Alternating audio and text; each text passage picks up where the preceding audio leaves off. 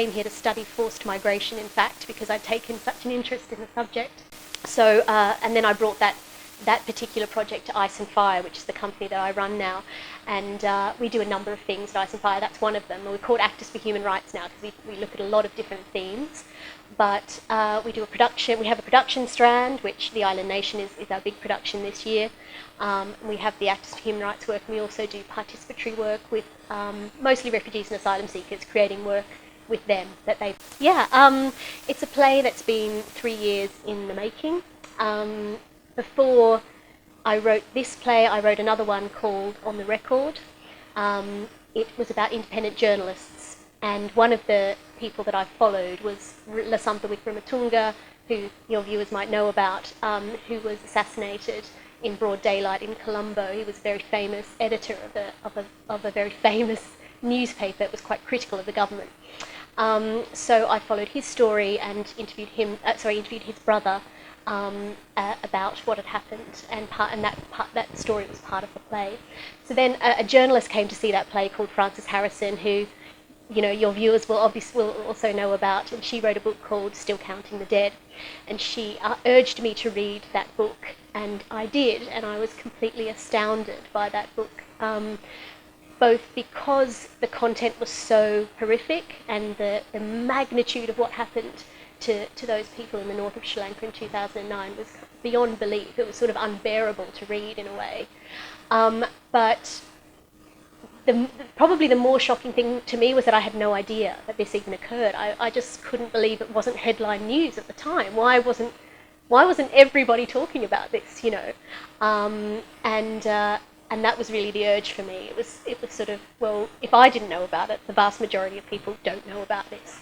And you know, as a theatre maker, as someone who can reach that kind of general audience who want to see theatre, I can perhaps tell this story to people who would not have heard it. A researcher or a war crimes investigator. So the one thing I could do was put on a piece of theatre about this and hopefully engage a general audience, an audience who perhaps had no idea about Sri Lanka beyond, you know, it's a nice place to go for holiday, or aren't they good at cricket or something, you know.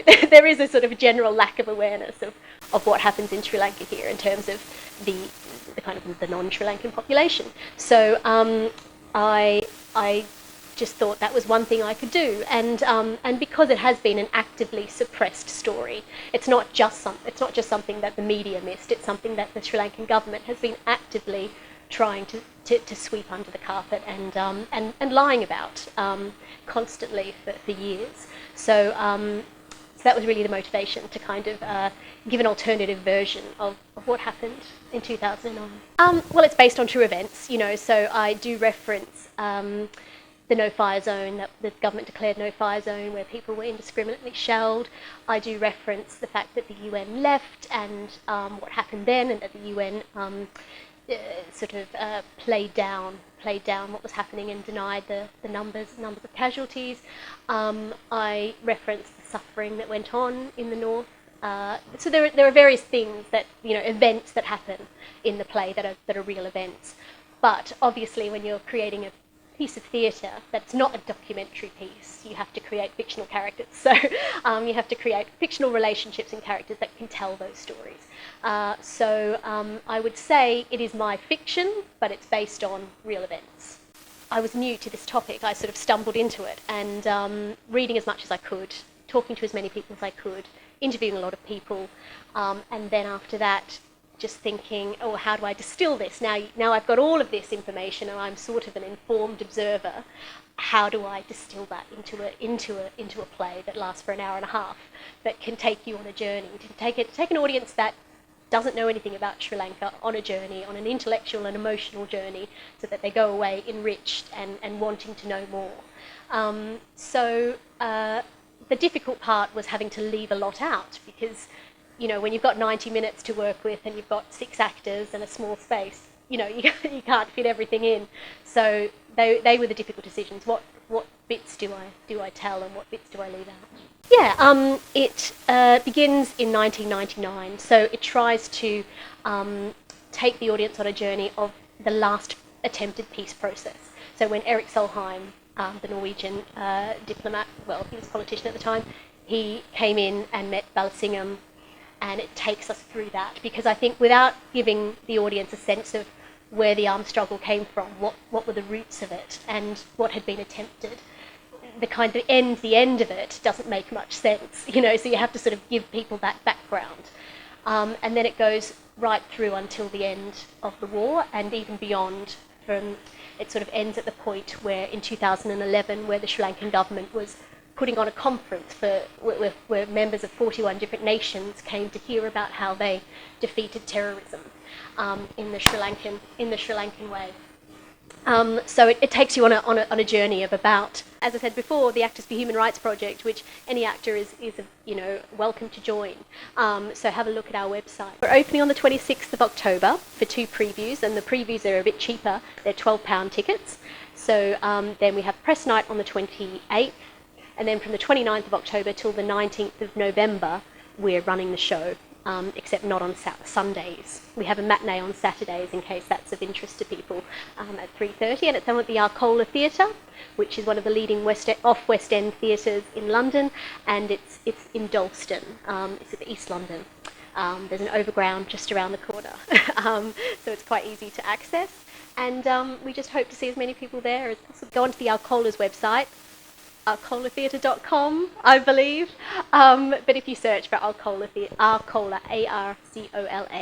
Theatre, you'll find it. Thank you, Lankasri, for supporting this show. Really appreciate it. Me? Okay. My name's Nikki Patel, and I'm an actress, and currently rehearsing for The Island Nation, which is on at the Arcola Theatre. I play Neela, who's a young Tamil woman who is living in the Vani, in the north of Sri Lanka. So she's very much in the middle of the conflict, and we see her journey through the final kind of stages of the war, and also a little bit after the war as well at the end. This has to be the hardest physically and emotionally demanding roles that I've ever done. Even when I first read the script, it was difficult to read, and I was shameful to admit this, but I didn't know much about the war at all. So it was this thing of, as soon as I read it, I was like, how did I not know about this?